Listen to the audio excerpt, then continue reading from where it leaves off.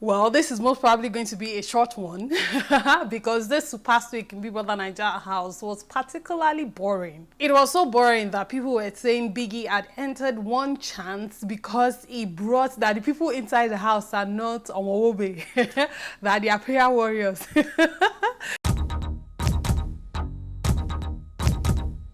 Hey yo, my name is Adenike, Adebayo-Esho, movie and lifestyle content creator. Please, I need you to subscribe to my channel. It's free. Just hit that red subscribe button and that's it. It will take barely a second.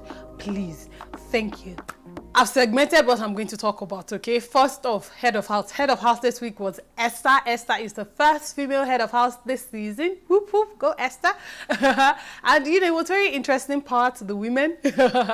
Now, let's talk about the couples and budding or prospective couples in the house. First off, Kafi and Gideoni. So remember last week during the eviction show, Ebuka asked Kafi what her feelings were towards Gideoni, and she was pretty, you know, expressive in terms of, oh, this is how I'm feeling. Yes, he's got my heart and all of that, and it was pretty sweet to watch. Well, come the new week, like Monday, Tuesday, there was a bit of tension between Kafi and Gideoni, and then Kafi decided to go ahead and have a conversation with Gideoni where she just pretty much expressed herself as to how she was feeling. So what Kafi said was that she was feeling some type of way, like maybe Gideoni had been avoiding her or ignoring her, you know, compared to before. He's been kind of distant, not talking to her as much. She said to Gideoni that she felt that maybe Gideoni used her or got with her as some sort of strategy, and now, or maybe to make Kim jealous, and now that Kim is gone, he doesn't need her anymore. You know, just pretty much expressed herself, which I didn't think was a problem, but apparently people were divided. Like a lot of people saying, oh, Kafi needs to slow down, she's trying to move the relationship too fast, and she's doing too much, she should not pressure the guy. And I was like, hold up. Kafi is not pressuring the guy. She had concerns and she expressed herself. I don't think she did anything wrong. And Gideoni apologized and said, oh, you know, you didn't think that was it. Like, of course, it wasn't a strategy, and whatnot. And, you know, they got back together. But a lot of people, viewers, are saying maybe the couple are on different wavelengths and maybe Kafi just so happens to be moving faster than Gideoni. Still on Kafi and Gideoni, there were rumors and suggestions that they had sex in the house or that they got intimate in the house. So this is it. Diane and Touyo were gossiping. They were awake and gossiping and doing whatnot. And Kafi and Gideoni were in bed, but their bed sheets was, you know, over their heads, and there was movement. Yeah. So, so people just automatically assumed. And I was like, it doesn't have to be sex. There are other things that they could have been doing, you know. Moreover, didn't Kafi say that she has been celibate for a long time now? I don't think for someone that's been celibate for so many years, you just easily give it up just after what, 2 weeks, 3 weeks with someone she just met. I don't think so. Mercy and Ike. Now, you guys know I like Mercy. Yes, I just like her free spirits and the way she talks and the way she expresses herself. It just really makes me laugh. Ike is not particularly my cup of tea, but hey, if Mercy likes him, then, you know, good for her. So, you know, this week was good for them. I just really like them together. I think they're adorable and they make me laugh, and the way they constantly flirt together is just hilarious, and I think it's cute. His birthday on, I think, was it Friday? Friday was his birthday, and they had the whole celebration for him, and then Mercy said really, really nice things about him and about how he's making a heart, and she said he's scattering her brain.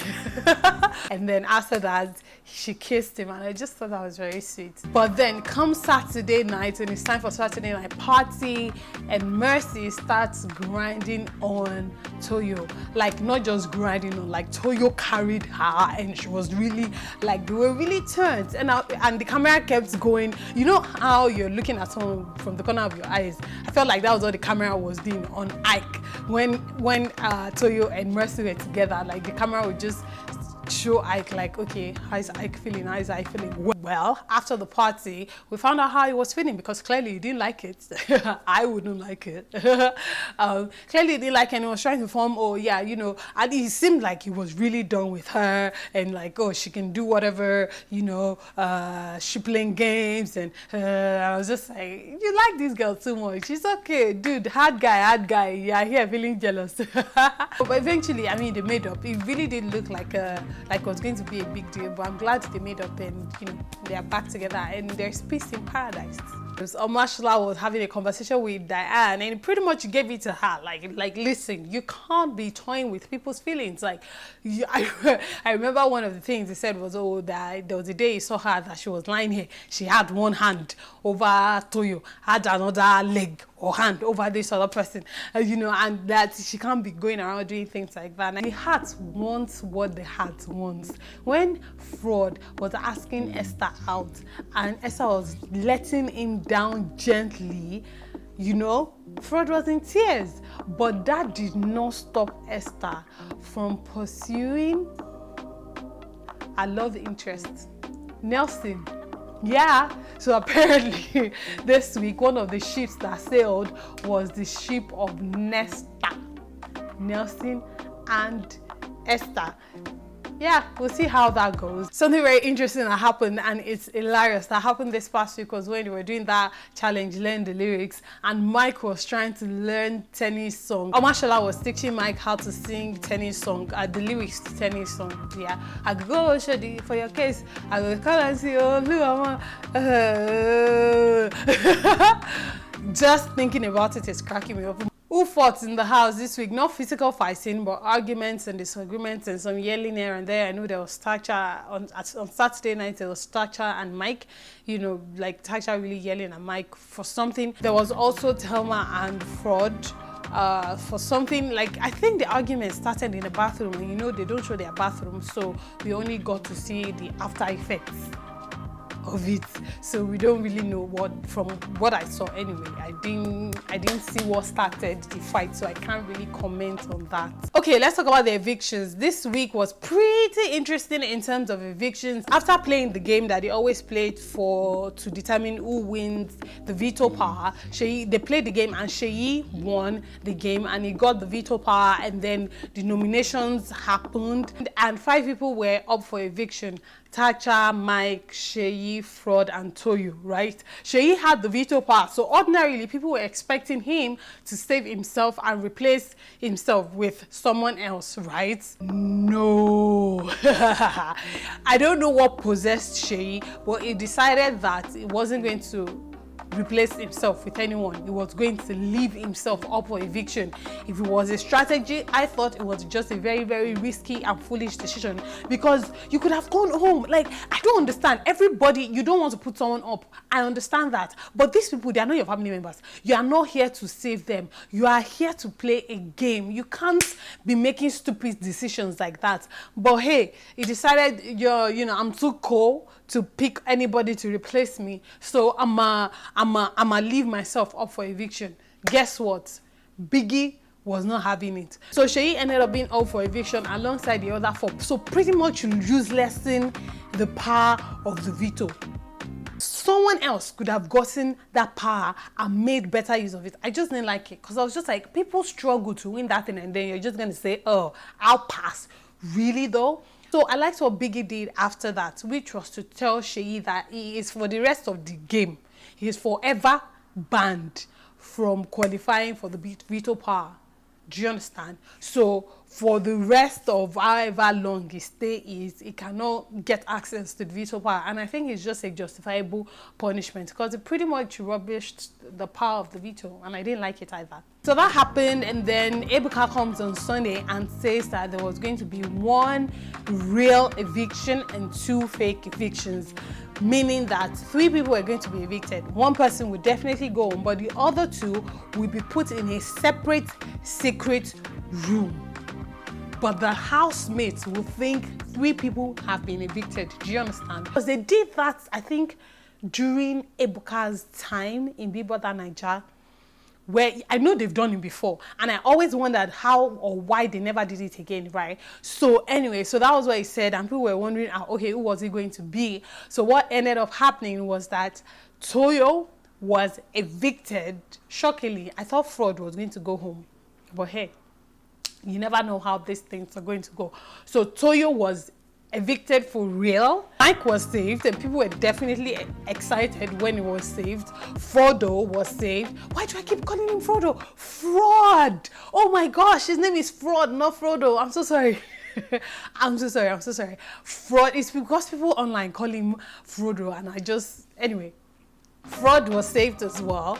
Tacha was fake evicted, but when she was evicted, she wasn't told that it was fake eviction. You should have seen her face. Like, her face was strong, and apparently she didn't even do makeup. She didn't even pack. She didn't do nothing. Like, she was so certain she wasn't going to go home. So when she heard her name, I guess her heart was beating like 1,000 beats per second or something, and you know, she didn't even hug anybody, and she just left. And Seyi too was fake evicted and left the house, and Touyo was evicted for real. There was a back and forth about Tacha being fake evicted and how it was going to humble her and make her realize that, see, anything can happen at any time. But I was like, I don't actually think so. I think Tacha being fake evicted will only inflate her ego more and make her feel like, shebi, I told you people that I ain't going nowhere. So I guess Tacha and Seyi will be in the secret room for a few days before they are returned into the main Bbnaija house. What I want to know is if Tacha and Seyi will be watching the guys in the main house. Do you get what I'm saying? Will they? I know there's a screen in their secret room, but does that mean they'll be watching the guys? If they'll be watching the guys in the main house, I just think that's going to give them an added advantage. What do you think? But hey, you know, the game keeps, so far it's not gone in a predictable manner, which I like, because I think it's compensating for the boringness of the season compared to the last 2 seasons. I would actually say that this is the least talked about Bbnaija social media cobos, like cobos at all. What do you guys think? What do you guys think? Are you feeling the show? Like, I want to know, are you feeling the show right now? Are you excited? Is there any character or any person on the show that's making you like tune in to watch, or you know, whatever? I want to know your thoughts down below in the comment section. Thank you guys so much for watching. Please remember to subscribe to my channel for more. I need you to do so. Thank you so much for watching. Remain in God. I love you so much. I can't wait to see you next time. Remain in God, and God bless you. Mwah. Bye.